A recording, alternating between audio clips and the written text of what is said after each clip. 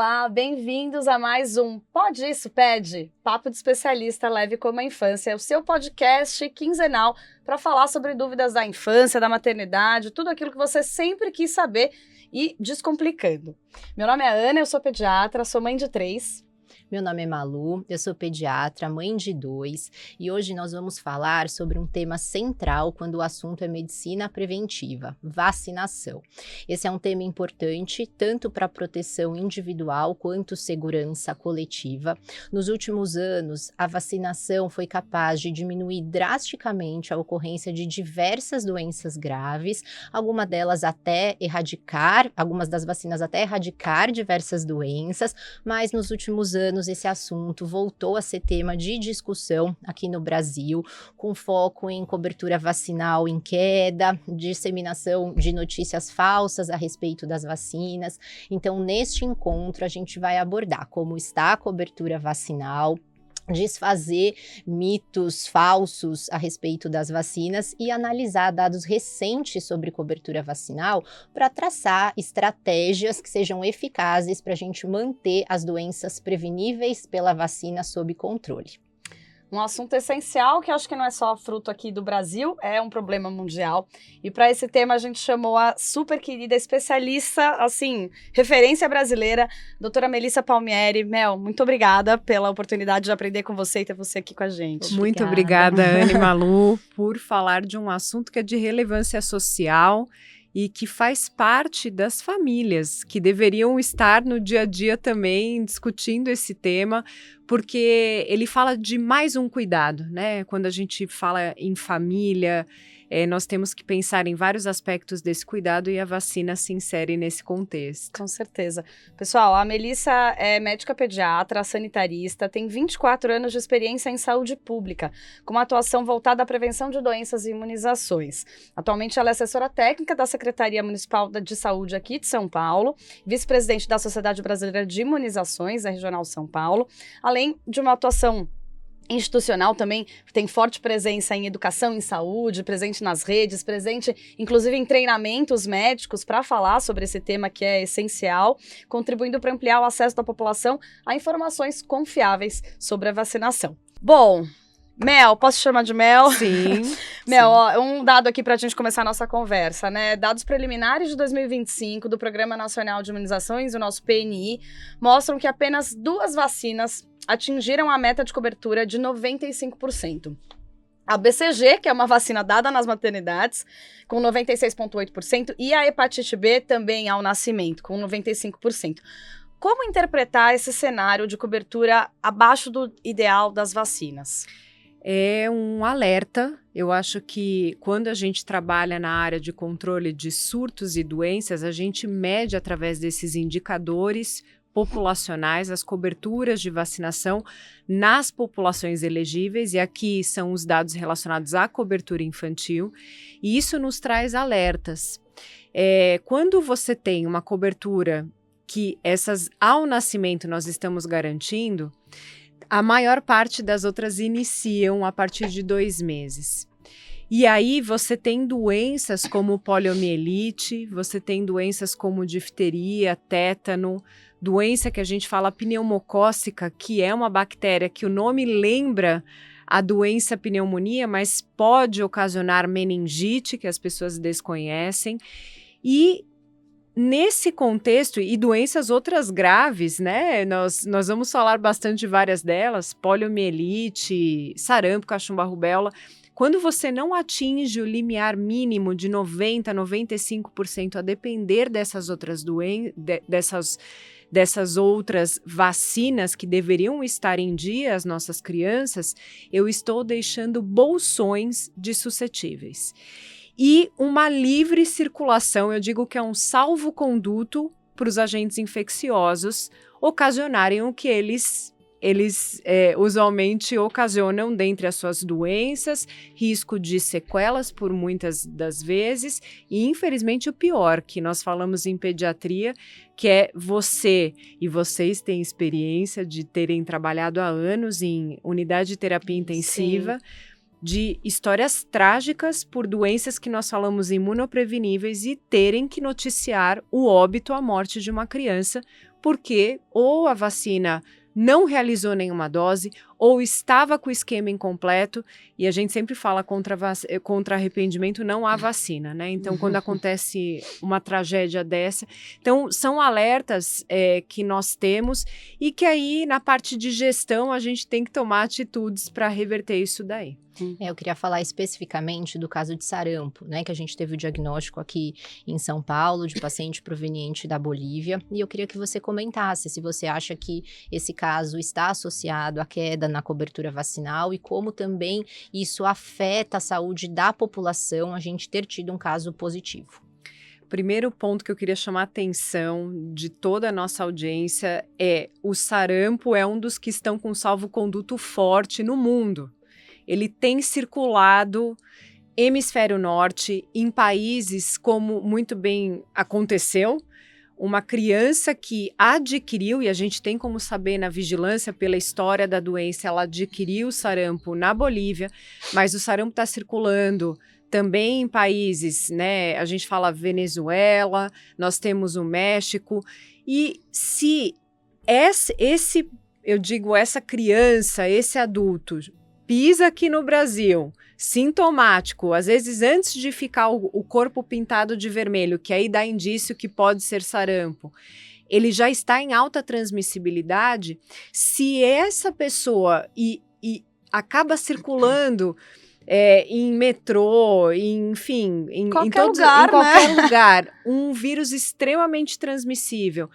Então, é nesse sentido que, de novo, nós temos que ter mais de 95% da população vacinada. Então, não é à toa que nós que atuamos nas secretarias de saúde, desde, aí eu falo, Ministério da Saúde, secretarias estaduais e as municipais, nós toda hora estamos falando, olha, atualize o seu cartão vacinal. Por quê?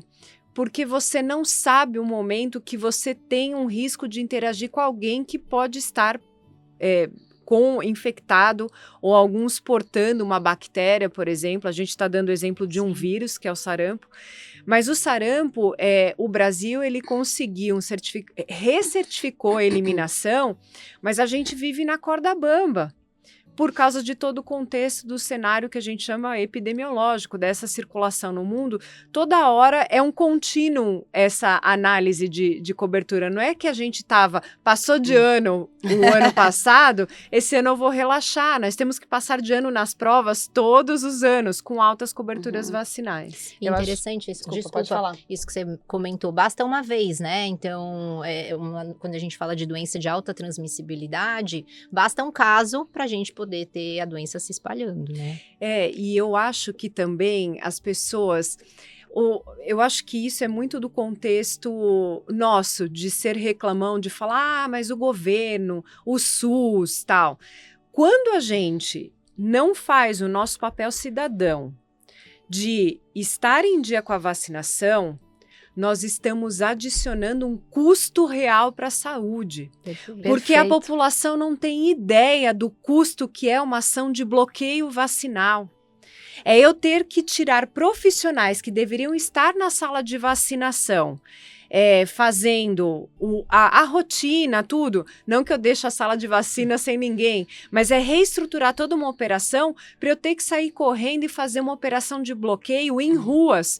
Quem já aconteceu de receber um recado da vigilância, né, um papelzinho dizendo, nós iremos dia tal, o pessoal vai lembrar do surto que a gente teve de sarampo. 2019. Exatamente. De receberem nos quartéis. Por isso que eu lembro. Grávida. Ficou assustada. E eu tava louca lá na vigilância de ter que fazer bloqueio. Eu e todo o time da Secretaria Municipal, de ter que fazer esses bloqueios, de vacinar vários adolescentes, adultos jovens, várias empresas, porque é um vírus de altíssima transmissibilidade, cada caso pode transmitir para 13 a 18 que não está vacinado. Então, a gente teve que ficar correndo atrás do prejuízo, e aí eu digo, o prejuízo é financeiro para todos nós, né? Eu acho que as pessoas acabam, como dizendo, o governo, o SUS, não tem nada a ver comigo, não tem a ver Tem com... tudo a ver. certeza, né? E se as pessoas não desenvolvem esse senso crítico de também colaborar para que o custo, né? Eu falo, saúde é investimento, não é custo, mas é que a gente tem que pagar essas contas. Seja revertido para adquirir novas vacinas, novos programas e não ficar... Aí eu falo que é gasto, né? Gastando atrás de um prejuízo de pessoas que não se vacinaram e não cumpriram o seu papel cidadão, né? E, eventualmente, essas doses de bloqueio pode até tirar de pessoas ali do calendário, né? A gente estava discutindo isso recentemente, né? E essa dose zero, volta, não volta? E aí, a gente comentou exatamente isso. Como que eu, como médica ali dentro do consultório, que não tenho acesso a essa epidemiologia em tempo real, posso tomar essa decisão e, eventualmente, libera um surto, falta vacina, porque eu da minha cabeça, né? Então... Porque essa é uma realidade no consultório, né? No nosso público, as pessoas famílias viram essa notícia e quererem vacinar os pequenos. Sim. Né? E a gente discutiu sobre isso, que existe toda uma logística disso que você comentou, de gastos envolvidos, de analisar os números para daí recomendar ou não a dose de bloqueio. E acho que vale comentar, acho que pontuar, né, para quem nos ouve, que vacinação é um pacto coletivo, né, Mel? Você precisa entender que, minha saúde é boa, então não vou tomar vacina da gripe. A gente ouve isso, né? É um pacto coletivo. Você não imunizado, primeiro, a ideia não é que você não pegue de jeito nenhum, é que você não morra pela doença, que você não interne pela doença. Tá, não morri, não internei, claro, você vai ter um percentual que não vai pegar, mas também é que eu não transmita, que as pessoas não peguem, uma né? Exatamente. barreira, Isso é importante. Os grupos de eu risco. acho que quando fala SUS, às vezes quem tem uma condição que utiliza a saúde suplementar ou uma saúde privada, acaba falando, eu não uso o SUS. Todos nós usamos o SUS. Desde da água que é analisada pela nossa vigilância para ver se está tudo ok, até uma vistoria numa farmácia que poderia estar vendendo algo ilegal, algum produto, até uma vistoria em um restaurante que pode, numa conservação inadequada de alimento, ocasionar surto e levar até pessoas a óbito por uma doença de transmissão alimentar. Então, e a questão da vacina, que nós temos... Eu digo, nós temos que lutar muito para que essas políticas públicas, elas sejam amplificadas. Mas, ao mesmo tempo, a gente escuta muito, eu acho que isso é uma reflexão toda hora assim, mas essa vacina não tem no SUS, essa vacina não tem no SUS. Mas não estão passando de ano nem nas que tem. A cobertura já está baixa para essa que a gente precisa subir, né? Que decide tem que dar satisfações para Tribunal de Contas, que isso é um processo, né? Como que ele vai justificar a aquisição de novos produtos se nem naqueles que são fornecidos nós estamos cumprindo o nosso papel cidadão? Olha, esse é um bom argumento para falar, né? Porque as pessoas no consultório questionam isso. Mas o SUS, por que não tem? Acho que é um bom argumento. Se o básico a gente não faz, né? Exatamente. E é nesse sentido, porque quando você está fazendo o básico, você começa a ter o controle das doenças, é aquilo, você tem um menos... Aí eu falo do custo, você não está gastando em criança hospitalizada por vírus sincicial respiratório, você não está fazendo bloqueios, tendo que vacinar todo um quarteirão, e aí você tem recurso para investir em novas vacinas. Sim.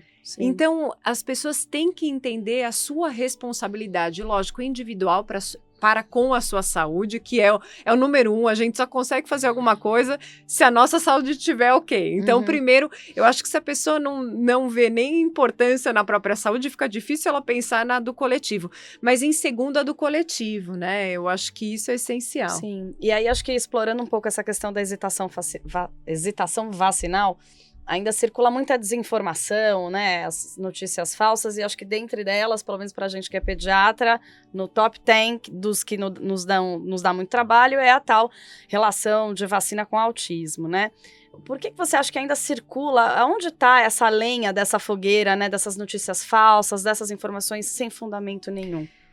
As pessoas que querem desacreditar a vacinação por vários interesses, elas acabam pegando pautas onde a ciência precisa evoluir no sentido de descobrir mesmo a raiz, as causas.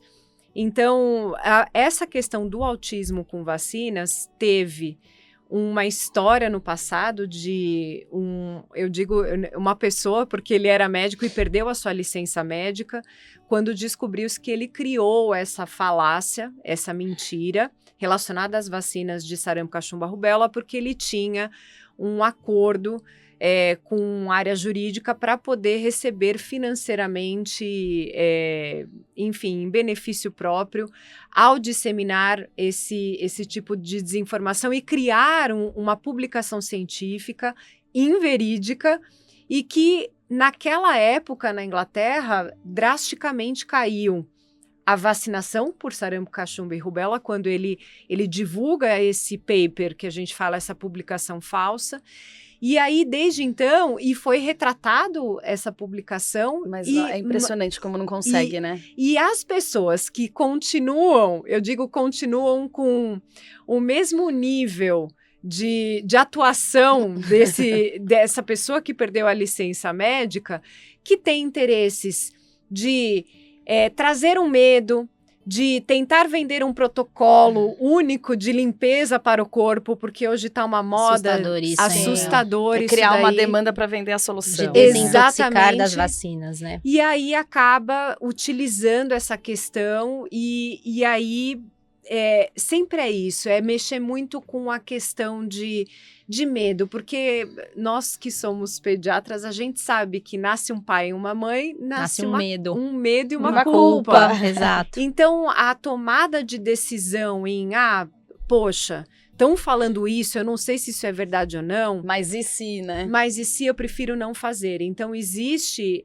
na colocação desses pais que estão em desenvolvimento como pais, e a gente espera que eles encontrem pediatras como vocês, que estudam, que vão a congresso, que tem o RQE, tem o especialista de pediatra, do que essas outras pessoas que... Eu acho que devagar, de verdade, Ana e Malu, as pessoas estão percebendo esse movimento, que é um movimento de interesses financeiros. Existem várias publicações que a desinformação, ela tem um ganho financeiro relacionado a isso, e aí elas vão começar a separar o joio do trigo. Eu acho que, inicialmente, sim, quando um oceano azul, as mídias digitais, as pessoas iam vendendo, iam engajando, mas agora as pessoas estão desenvolvendo um senso crítico, eu acredito nisso. E também existem três tipos. Meio cheio, né? Não tô tão otimista, mas vou ficar. eu acredito. É uma autorregulação. Acho que quando novas estratégias chegam, Justo. Quando novas tecnologias chegam, as pessoas vão se autorregulando. Eu acho que existe um descontrole inicial e devagar começa a regular. Quando você fala de desinformação, acho que é muito legal, tem 3 termos em inglês quando fala sobre desinformação, e eu gosto de falar esse diferencial. Existe em inglês o misinformation, que é a tia do WhatsApp. É aquela que vai falar, a criança está com uma síndrome gripal, e aí passa nas pediatras, vocês vão orientar tudo, só que aí a tia fala, olha, toma o caldinho com frango e coloca bastante alho, enfim, que isso vai curar a gripe. É aquele cuidado que não é intencional, mas é uma desinformação acerca de um tema de saúde. Mas tem também o disinformation e o malinformation. O disinformation, que é o que a gente vê muito em mídias sociais, é aquele conteúdo que a pessoa tem algum benefício financeiro por trás. Ele vai criar uma desinformação, ele vai criar um protocolo único e aí ele faz os clickbaits, né? Que é para a pessoa clicar e ele vai estar ganhando de alguma forma com isso. E aí já entra, eu acho que existe aí um limite entre o que a gente fala de... o que é idôneo e ético e o que é criminoso. Começa a entrar... essa linha é tão tênue, né, Mel? É muito. Porque... É muito. Até nisso que às vezes a gente fala... como que a sociedade, né, os conselhos médicos, né, conseguem punir de alguma maneira esse tipo de informação. Combater, porque é tão tênue, né? E essa galera é esperta, né? Eles não vão ali... Eles são bons em comunicação. Exato. Se tem um mérito aí, é que eles às vezes sabem comunicar muito melhor do que as pessoas que estão consumindo ciência e praticando eticamente os conhecimentos científicos. E tem o malinformation, que aí sim é divulgar dados sensíveis de uma pessoa, fazer todo um ataque de bandos, enfim, eu já sofri esse malinformation. Na pandemia, quando a Sociedade Brasileira de Pediatria emitiu um documento científico técnico sobre a vacinação, a importância da vacinação para a Covid nas crianças, e aí, enfim, vem os ataques, e é muito... Eu falo assim, que interessante esses movimentos, foi aí que eu comecei a estudar mais esses movimentos, porque como as pessoas acabam achando que no meio digital elas podem ser diferentes do meio offline. Porque eu não posso, se eu não gosto de você é uma burra, você é uma idiota, eu não posso fazer isso. E as pessoas não fazem. Exato. Como que me dá o online, direito, de uma forma fazem. online, fazer ataques, enfim, até alguns perigosos e também, de novo, criminosos. Eu acho que devagar, por isso que eu sou positiva nesse sentido, está havendo responsabilização. O ECA digital, eu acho que também é algo que vai começar, é uma vitória que vai começar a melhorar esse contexto para proteger nossas crianças e nossos adolescentes.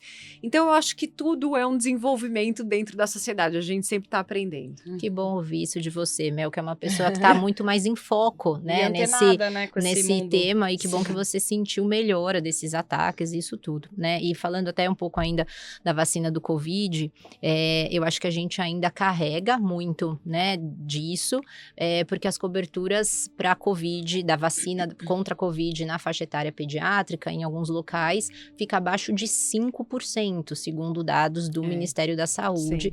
E eu queria que você comentasse um pouquinho isso também, Mel, se você acha que isso ainda a gente recolhe os frutos de todos esses ataques, dessas notícias falsas que a gente teve durante a pandemia.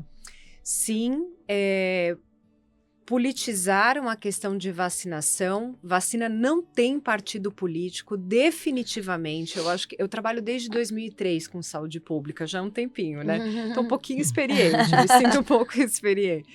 Então, assim, já trabalhei em governo de direita, de esquerda, de centro, a saúde, ela não tem partido político. Ela é algo que nós temos que ter muito claro, que é algo que socialmente nós temos que defender, ponto. E aí politizaram muito e até hoje sofremos esse tipo de interferência. Acredito que até quem acabou disseminando e fazendo esse tipo de ruído começa a entender que há responsabilizações.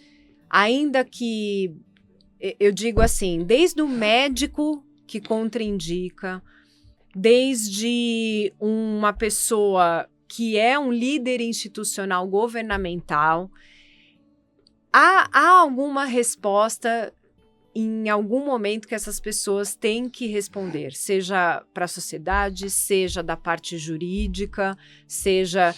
Por quê? Porque há algo constitucional, né, que a vacina, ela tem que ser uma garantia, e isso eu estou falando principalmente de nós defendermos a saúde infantil.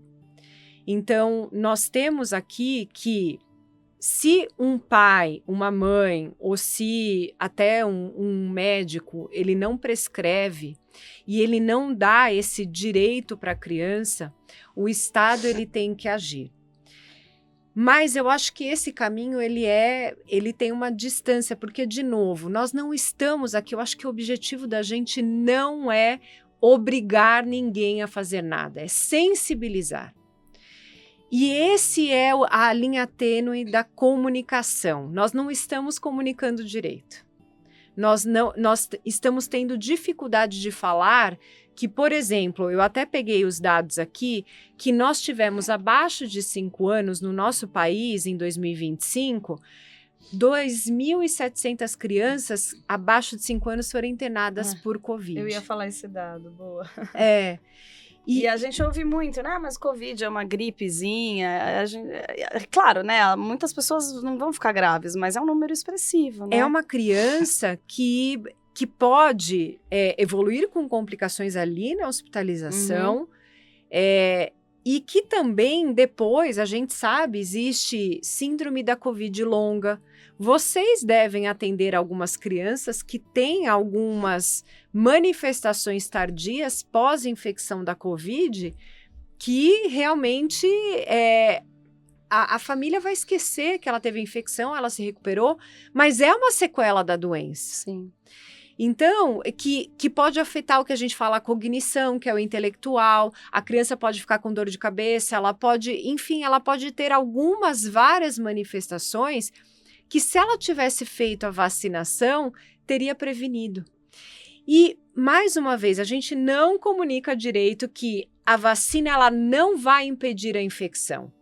Ela vai impedir que uma criança vá para um hospital e fique internada de um quadro grave. Ela vai impedir que a criança venha a falecer, porque, infelizmente, crianças morrem por Covid, por vírus sincicial respiratório e por influenza. Eu vejo os números, eu digo eu que trabalho com saúde pública e vários outros colegas trabalham com saúde pública. Vocês que tiveram muitos anos trabalhando em UTI, viam também isso daí. Muito. É que nós, e até de uma forma ética, eu não posso pegar uma câmera de...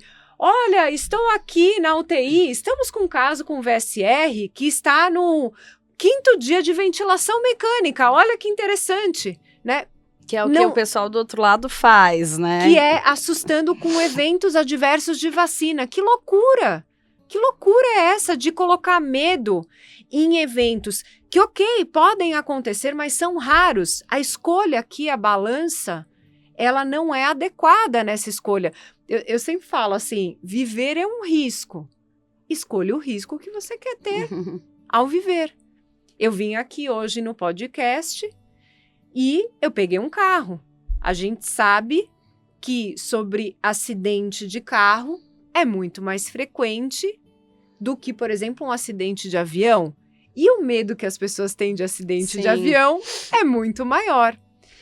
Então, de novo, as pessoas colocaram inverdades relacionadas a uma vacina que é inativada.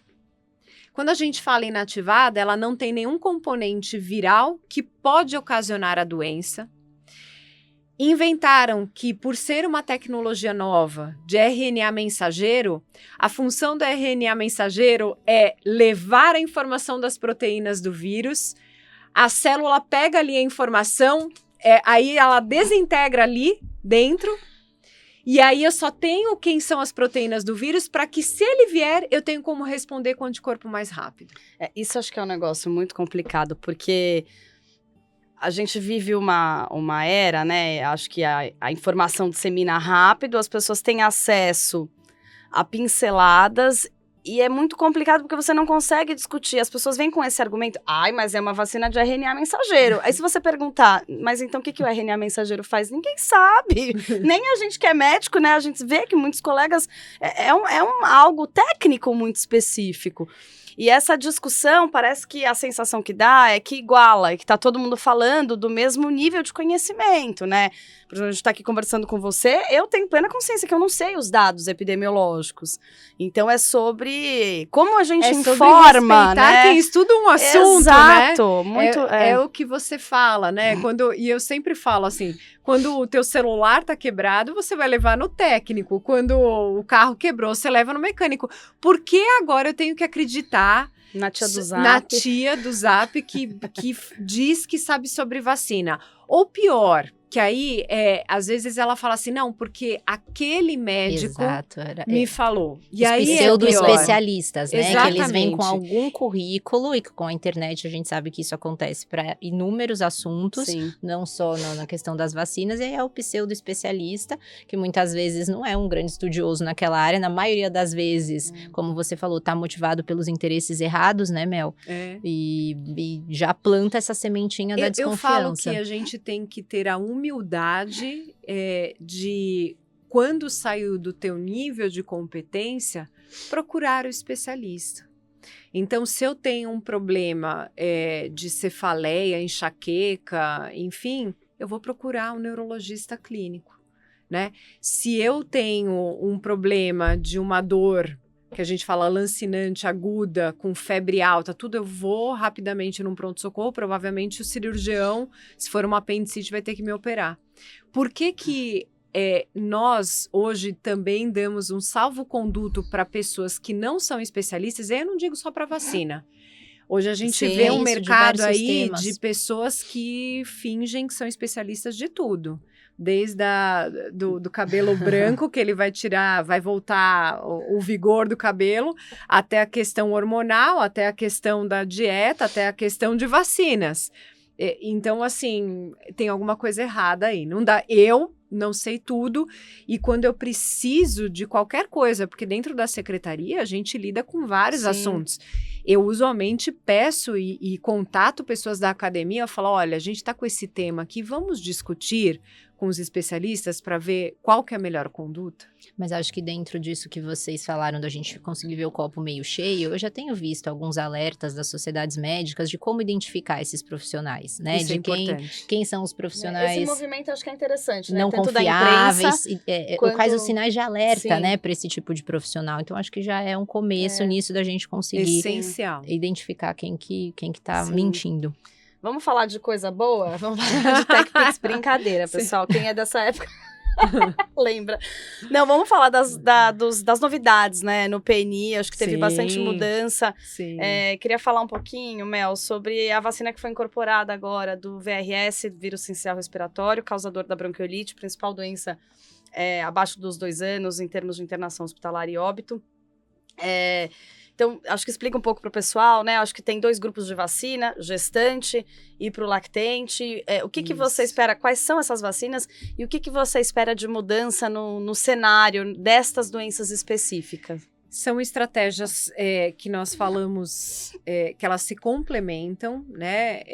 Então, primeira coisa que toda gestante, ou se você conhece alguma gestante, peça, por favor, para ela se vacinar contra o VSR, porque vai ser a primeira camada de anticorpos que ela vai passar para esse bebezinho no primeiro respirar dele contra um vírus que nós sabemos o quanto ele ocasiona de hospitalização em unidade de terapia intensiva e óbito. Então, já tinham vacinas, né? E já tem vacinas para gestante que são importantes. É a vacina contra a difteria, tétano, coqueluche. Então, a coqueluche é uma vacina importante. Nós temos a vacina da gripe que começa, né? Agora, né?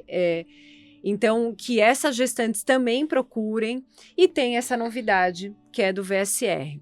Então, é importante que a gestante já dê essa poupança de anticorpos para o seu bebê assim que nascer. E tem a estratégia para prematuros, né? Que aí sim é um anticorpo monoclonal. Ele não é uma vacina, só para a gente poder explicar. Ele na verdade, a gente fala, é um anticorpo pronto, ele é aquele escudo. É o shot de imunidade real. Gostei disso, boa. Ele já vai. O prematuro, o que acontece muitas das vezes? Essa mãe, que o bebê nasceu antes do tempo, não houve um processo adequado, até da mãe, de passar os anticorpos adequado. Então, o prematuro, ele vai precisar desse reforcinho, que a gente chama, que são os anticorpos prontos. Então, o governo, ele estabeleceu, como fala, uma estratégia híbrida, porque para quem realmente precisa, que é o prematuro, e aquelas crianças que têm algumas doenças crônicas, né? Então, até no 2º ano de vida, ele estende para síndrome de Down, para cardiopatas. Ele vai ter essa gratuidade pelo governo. Mas também acho legal falar, Ana e Malu, que pela Agência Nacional Suplementar, eles têm obrigação de cobrir para os prematuros. Já a lei veio antes do início agora, que começou em fevereiro, março, essa estratégia pelo SUS, mas que quem paga convênio, tem saúde suplementar, tem a garantia pelo convênio, porque eu acho legal falar isso daí, porque às vezes a mãe tá lá com prematurinho, que é um sofrimento para um pai e uma mãe, e é desgastante. E ver que o convênio fica demorando para fazer tudo, faça cumprir o que a legislação dá. Porque às vezes vai falar, mas tem no SUS. Mas às vezes pode demorar para essa criança tomar no SUS. Então, faça garantir esse direito. Maravilha. Perfeito. Ô Mel, e em termos de estratégias para a gente evitar que a vacinação fique atrasada? O que a gente pode fazer com os pacientes do consultório, para quem está nos ouvindo, como saúde pública, para deixar o calendário das crianças em dia? É importante, primeiro, aí eu vou falar para os nossos colegas pediatras e também os médicos de saúde e comunidade, que acabam atuando junto às famílias. Que faça a prescrição das vacinas, primeiro ponto.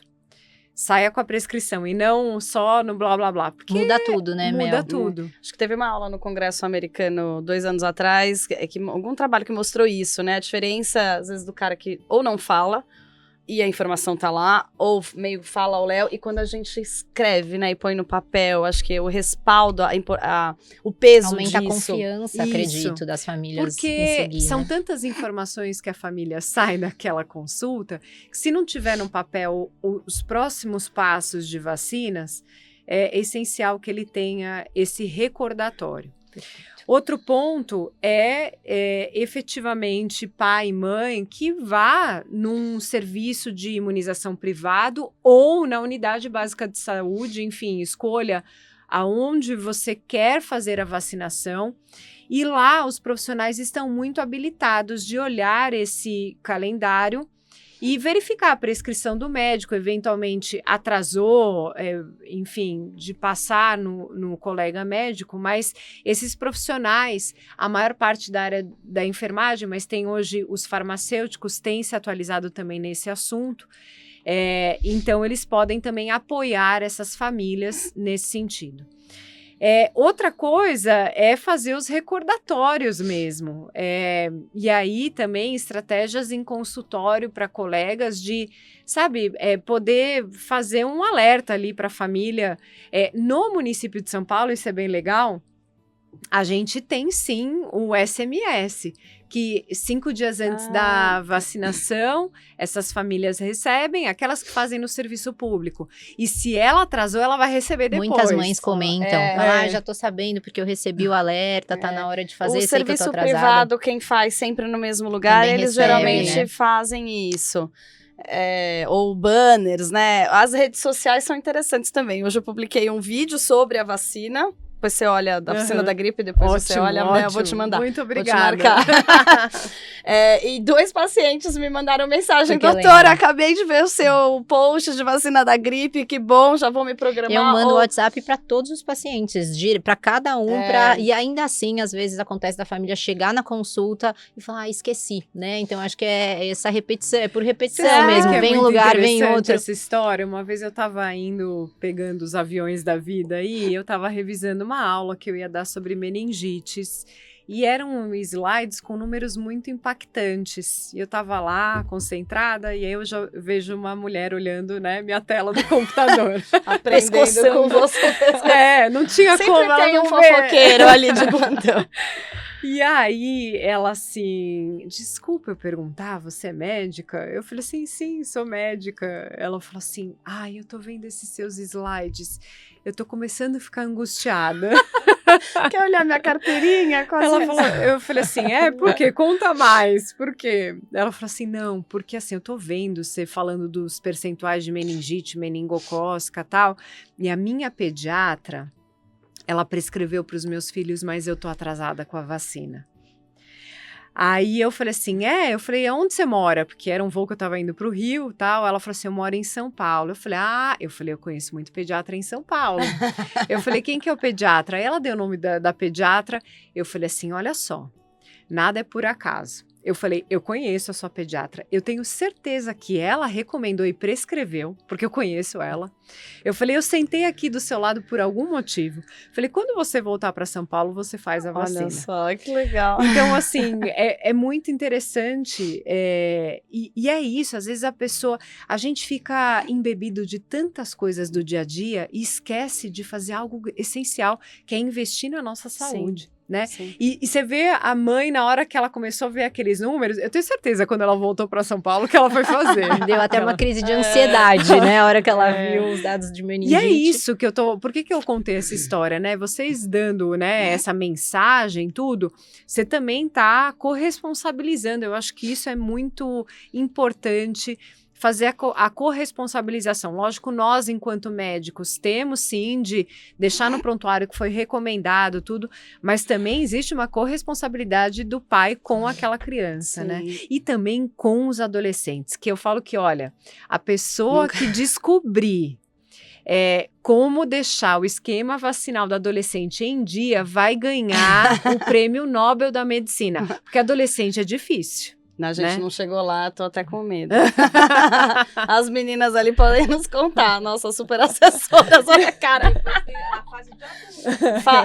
Né? Não, que parece que não precisa tomar mais, né? Depois que cresceu. Fazer os nossos adolescentes vacinarem-se para HPV, que é uma vacina que vai prevenir cânceres da região genital, né? E de boca e garganta no futuro. E aí o benefício dessa vacina também vira ali aos 9 anos, né, Mel? Para já garantir cobertura enquanto são pequenos. Melhor as famílias produção de anticorpos é mais cedo. Por que tão cedo, né, sim. doutora? Eu falo, é muito importante fazer. E aí com entra fake news, né? Porque vai falar sobre sexo antes. Gente, tem nada a ver. Não tem nada a ver. É prevenir para câncer no futuro. É saúde coletiva, individual. Tem Exatamente. Tem que seguir, né? Tem a vacina de dengue, gente. Dengue, que é uma doença endêmica na maior parte do país. Os adolescentes não estão fazendo a vacinação de dengue, então é essencial, tem muita coisa aí.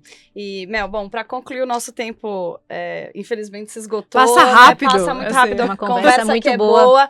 Ó, para concluir, pessoal, para ajudar vocês a dimensionarem o impacto das vacinas, um estudo da OMS, Organização Mundial da Saúde, publicado na revista The Lancet, que é uma revista altíssimo impacto, super respeitada. As vacinas salvaram mais de 154 milhões de vidas nas últimas 5 décadas. É muita gente. Cerca de 6 vidas por minuto. Não tem dúvida, né? Se protejam, se vacinem, já checa o calendário vacinal. Um último recado para quem nos ouve, uma mensagem final. O recado é: invista na sua saúde, porque aí você pode cuidar de todos aqueles que você ama. É isso aí, faça a vacinação e estabeleça aí, se você é aquela pessoa que cuida, olhe o calendário de vacinação da sua família. Mel, muito obrigada, a conversa foi muito esclarecedora, aprendemos muito. E obrigada pela presença. Pessoal, já segue a gente, plataformas Spotify, YouTube, Instagram, a cada 15 dias, o seu podcast sobre a infância. Obrigada. Obrigada.